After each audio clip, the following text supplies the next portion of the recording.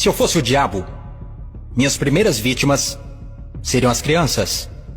Desde o momento em que saíssem do precioso ventre de suas mães e nascessem, eu as condicionaria a ver a divisão racial como algo normal. Eu não pararia até acabar com sua inocência. Dividir e conquistar é o truque mais antigo do livro de Gênesis.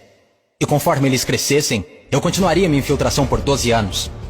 Eu roubaria seus corações e suas mentes. E chamaria isso de educação. Se eu fosse o diabo, minhas próximas vítimas seriam as mulheres, que eu envelheceria em contato com homens que controlariam os corpos e os seus direitos. A melhor maneira de amaldiçoar a Deus é desrespeitar os próprios portadores da vida. Falando em Deus, se eu fosse o diabo, quando se trata de religião, eu montei o meu plano perfeitamente. Eu permitiria que você adorasse Jesus todos os domingos, e nos outros 6 dias, eu faria você me adorar. Em forma de dinheiro, fama, luxúria e ganância. Para minha religião, eu não precisaria te converter. Eu transformaria os 10 mandamentos em 10 sugestões. E faria com que a pseudo-virtude fosse mais importante do que a virtude. Eu daria a vocês religião suficiente para se odiarem, mas não suficiente para amar um ao outro. E para minha estratégia final do mal, eu faria você esquecer que todo o propósito da religião é a espiritualidade. Se eu fosse o diabo, eu não viria vestido com a capa vermelha e chifres pontudos. Dirigiria um carrão, teria um rosto bonito e um cinto Gucci.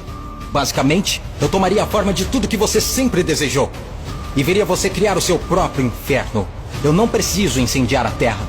E no que diz respeito aos políticos, eu não mudaria nada. Eles já estão fazendo o meu trabalho sujo. Se eu fosse o diabo, discretamente, estaria nos bastidores.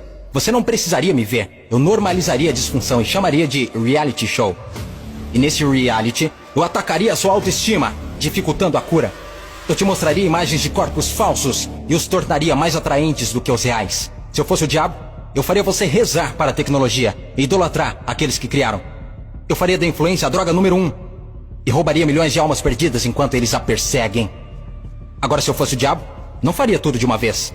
Eu tenho meu tempo. Em vez disso, eu corroeria a sua moral, pouco a pouco. Exatamente como o câncer se espalha.